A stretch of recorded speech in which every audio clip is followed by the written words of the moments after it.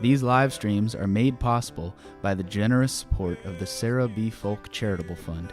All right. Hi, everybody. How are we doing tonight? Woo! All right. Welcome to Lena Go Round, round 5. Yes, right? Hi. All right. We have some repeat offenders. Who's here for the first time? All right. I still remember how every time I say I'm going to remember what I played before so I don't play it again? Yeah, I still haven't done that. But I do have a brand new song for you all. I'm not going to do that one first because I got to warm up. Oh, thank you. Wait till you hear it, though. Let's not encourage me just yet. But the expectations are high. Oh, thanks. I'm great under pressure. So I'm going to start with a little upbeat one that I wrote 1,000 years ago. This song is called New.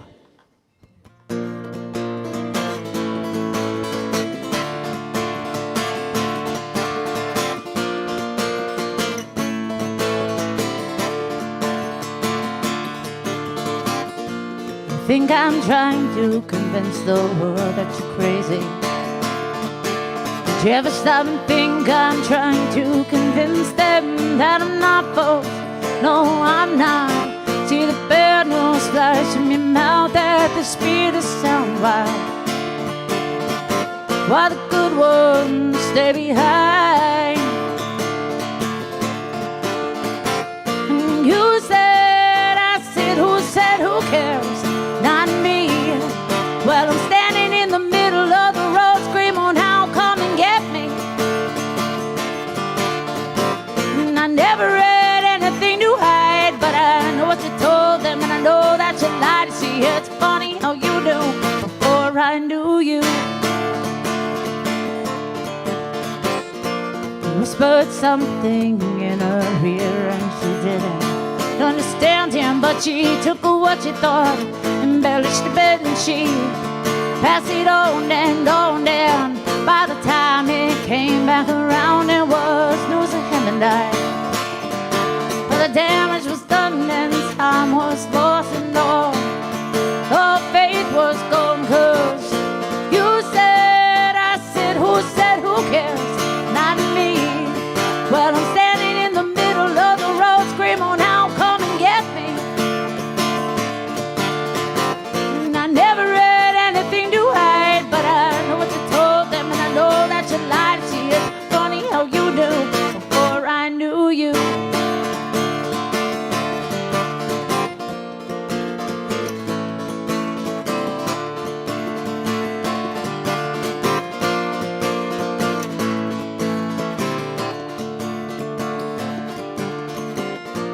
Thinking it's something you'll get to leave behind the page.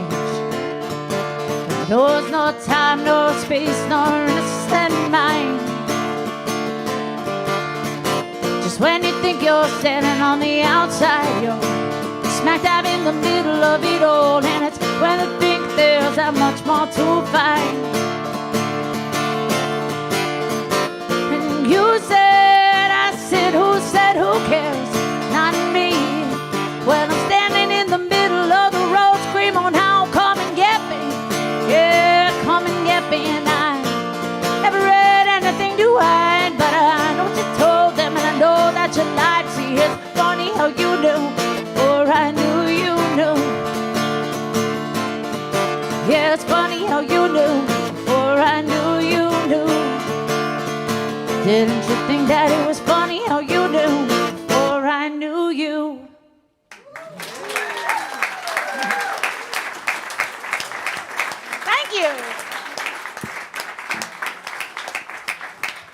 So I know the next two will definitely be ones that I haven't done here yet, but like halfway through I was like, yeah, January, you just did that one in January, but that's all right. Anyway, so excited for the show tonight to be here yet again. Our first performer, I met this wonderful young man a few years ago. We did... Did you hear that, Mom?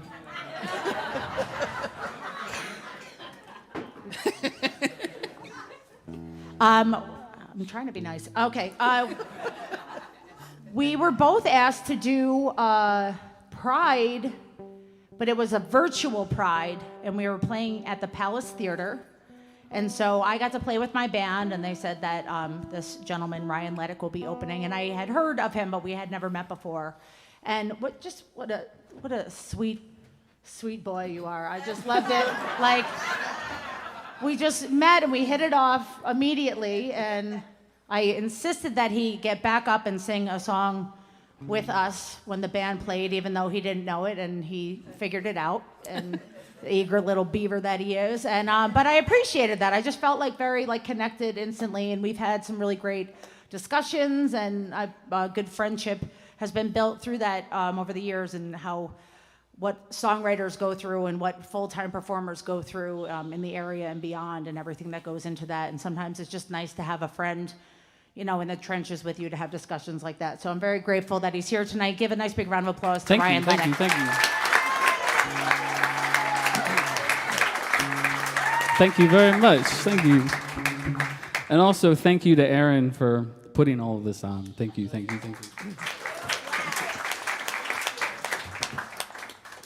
All right, so this song is called Brown Eyes. So for those that have followed me a while, they've heard this song.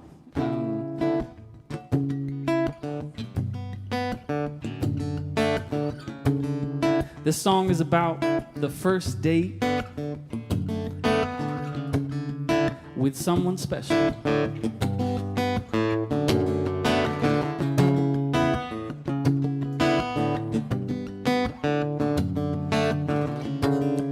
Like this glass of wine, I prefer to take my time and savor it all with these candlelights and these brown eyes. How they hold my gaze and my amazement.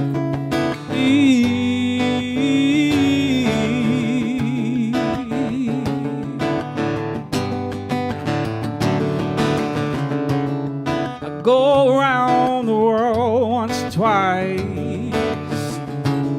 read the book front to back, but all that I seem to find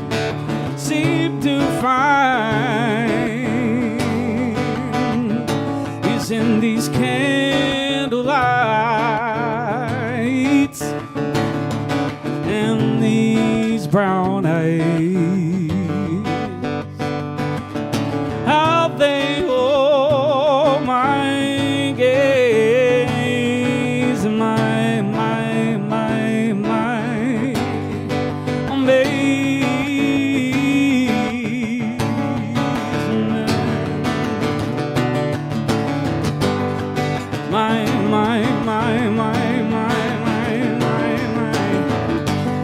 take one bottle down and pass it around, pass it around.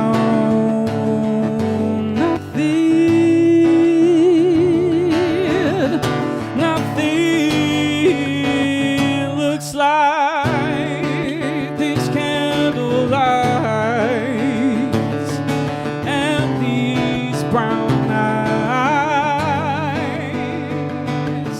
How they hold my gaze, my amazement.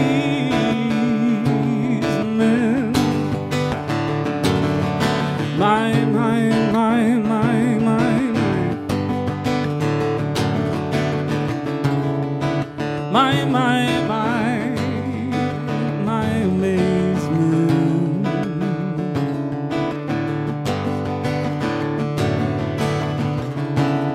Thank you.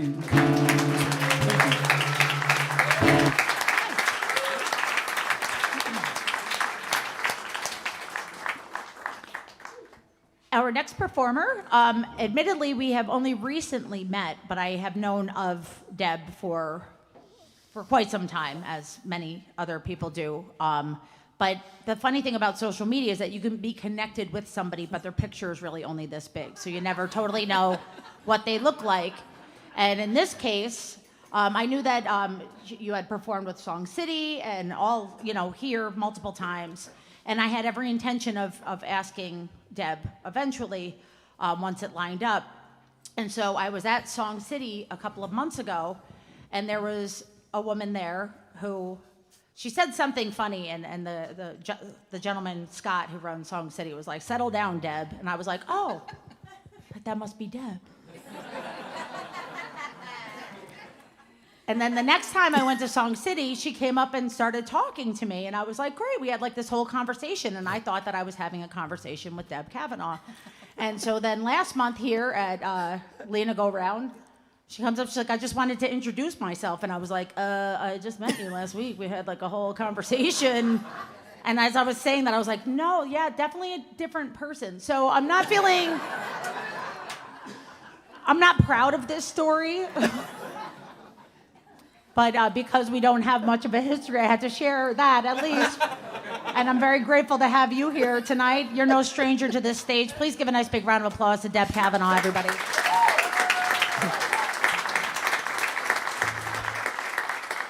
Thank you. I did explain to Erin that I have many, many doppelgangers out there. People are constantly calling me by a different name. She let me off the hook. I appreciate it.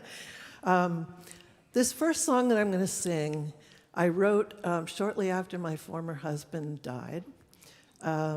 He had left home when he was 14 and lived on the road. I met him when he was 18, and he had done a lot more hitchhiking than I had, but, back in the 60s and 70s, that was the thing to do. And so I'd done a lot of regional hitchhiking, and then in January 1st of 1975, we left Connecticut and hitchhiked with the loose goal of making it to the Mardi Gras. But you never know which way the rides are going to take you. And we ended up in a hippie commune in San Francisco that totally blew my mind. And he always referred to himself as a Rhodes Scholar. And we actually were able to put that on his death certificate.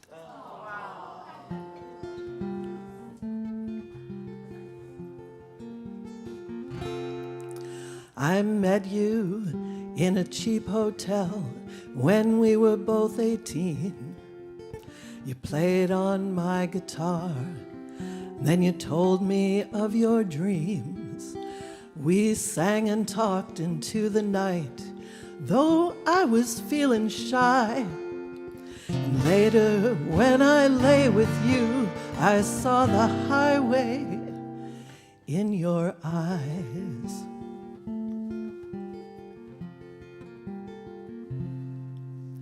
Life was an adventure while I spent my time with you.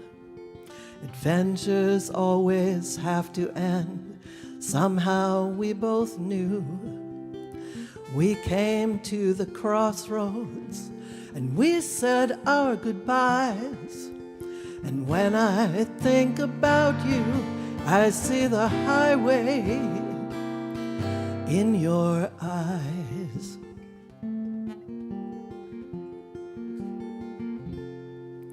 I looked for love when I looked at you, but I wanted more than you could lend. I stuck around hoping things would change, then realized it had to end.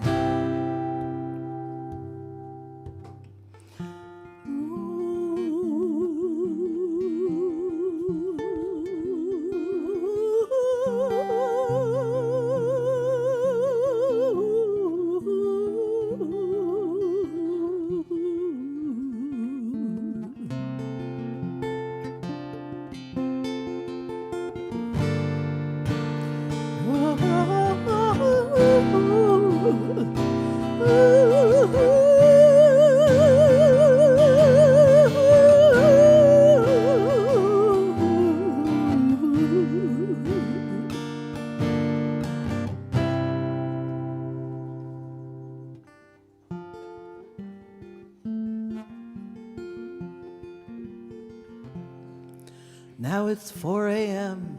behind the wheel, my autopilot's on. No one else is on the road, I'm driving toward the dawn. I've hit that point of no return, I'm so tired I could cry. And when I stop to rest, I see the highway. Yes, when I try to rest, I see the highway. When I think about you, I still see the highway in your eyes.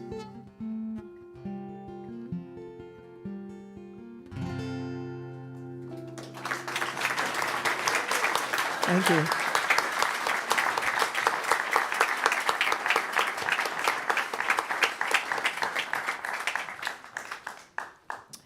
So I mentioned Song City before, which is another phenomenal singer-songwriter, songs in the round in Troy, the second Tuesday of every month.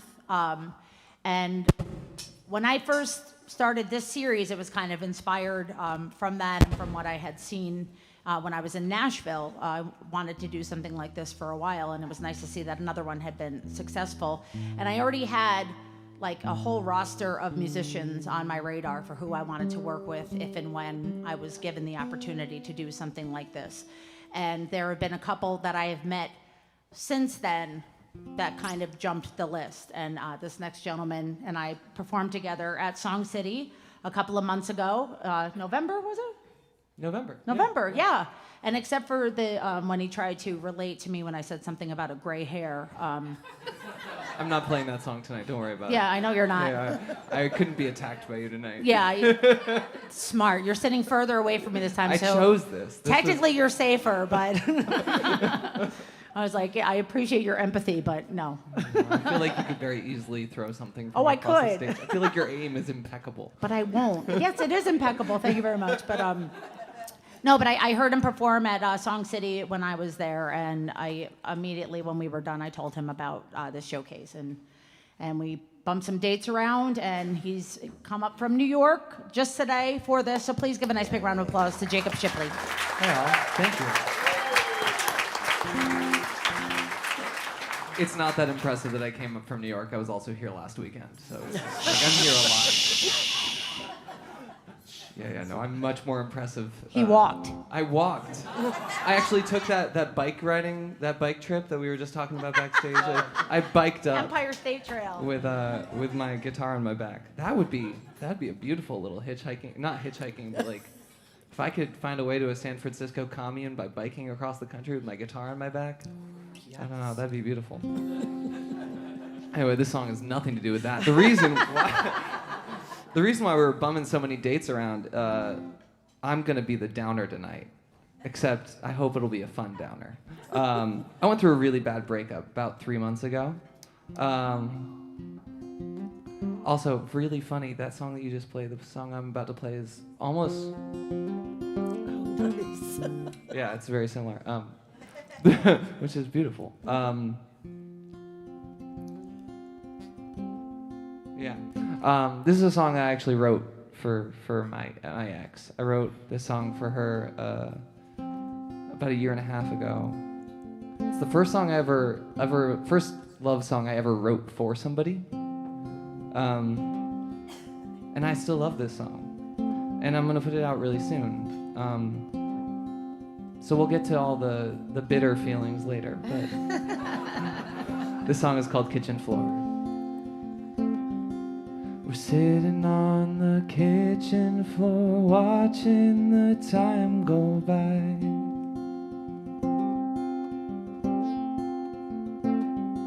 You don't say a word, but I guess neither do I.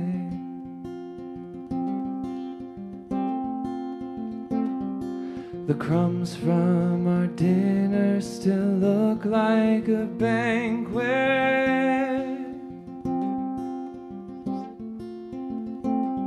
You're leaned by the fridge, you're wrapped up in a blanket.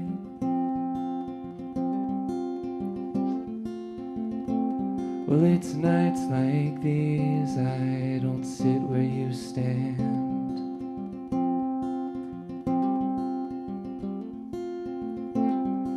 You gave me a kiss when I asked for your hand. And our voices sit low and the feelings get high.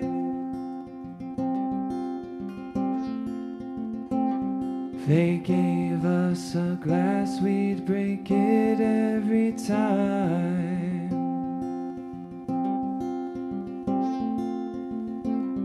But you say you don't know, well I do. These seeds, they don't sow, well it's true that we don't grow. But if you knew, it's you, it's you, it's you, it's you, you.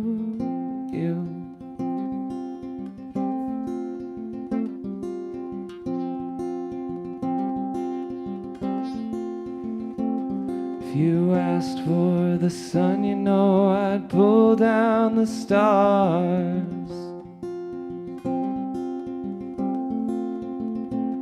But you question yourself when it's only my heart. And I'm craving the moments we have to share.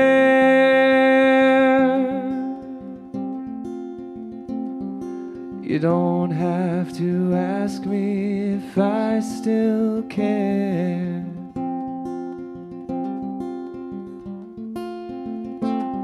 But you say you don't know, well I do. These seeds, they don't sow, well it's true that we don't grow. But if you knew, it's you, it's you, it's you, it's you, you. It's you, it's you, it's you, it's you, you.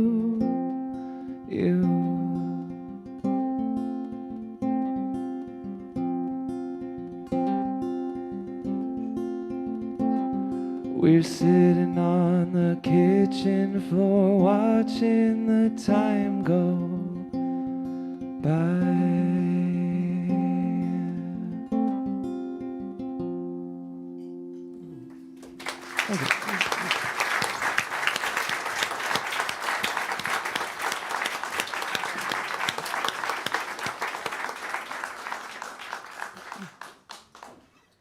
I want to hear how better you are because sounds like a fool. That's a beautiful song. Thank you.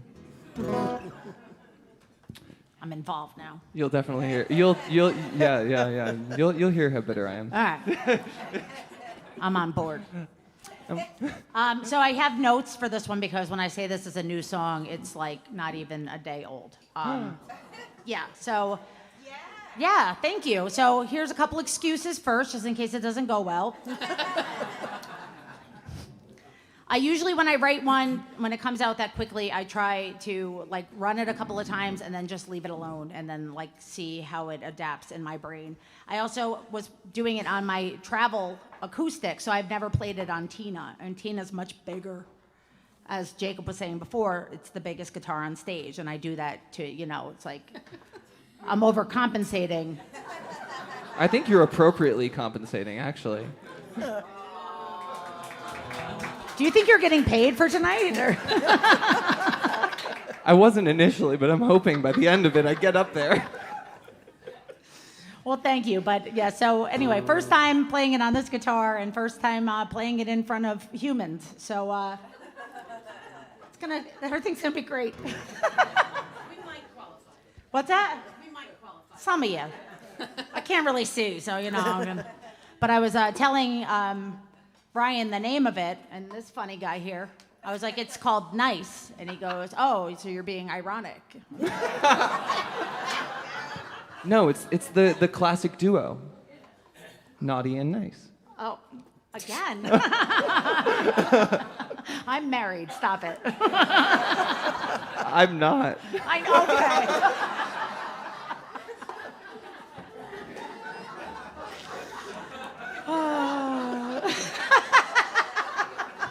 Do you want to switch seats? Yes. Okay, so I have to get better at making time to sit and actually work on songs, and I know that. And it's like anything else that, you know, is very fulfilling, but takes a lot of hard work and takes a lot of emotion, you know, like anything. Once you do it, you're like, oh, why did I put that off so long? But it's like getting to get started is always difficult. And yesterday, I had the time, and something popped into my head, and I was able to just sit and start working on it, and I was so glad that I did, because I feel like, you know, I might not like it after this, but I really liked it yesterday. But I was going to start every day with a little walk on my treadmill to try and, you know, get a little bit of exercise, and I went to turn it off, and I reached, like, the most awkward way around, like, the thing, and as I'm doing it, I'm like, there's an easier way. But I've already committed to this. And I thought about how often I do that with things. For example, I was running late to something, and I wear usually like a long like trench coat in the wintertime, and I had my phone in my pants pocket, and I got into my car, and I put my seatbelt on, and I realized the phone was in my pocket. It would have taken 17 seconds to get out of the car, open the jacket, take it out, but no, nope. Oop, that's a heavy mic stand, all right. But no, I needed to just reach into it with the seatbelt still on, struggle, could not get my fingers on it. It took probably like 3 minutes. But once I started, I'm so stubborn. I was like, it has to get out this way now. I've already committed to this. And sometimes my stubbornness can be a blessing when I apply it to like a good thing that I need to get done, and that and sometimes it's not. And, but I can't relent on that part of me, even though it's quite flawed, because that's the part of me that keeps me like hustling and keeps me grinding and keeps me working. And so like, I have to be a little gentler with myself sometimes, but overall, like, I have to kind of stay the same way. Otherwise, I'll just take a nap and call it a fucking day. So, quarter. Okay. That's how I'm getting paid. It's been, 25 minutes, and that's my first F-bomb? Thank you. I don't normally swear here because I like respect the place. And last time there were actually kids here, and of all the times I was just like a trailer up, like a sailor up here, just like I'm like like once I tell myself not to, it's like forget it. Just don't bring kids around me. Anyway, so I don't know. It was fine for a second. Now it just wants to tip on me. That's fine.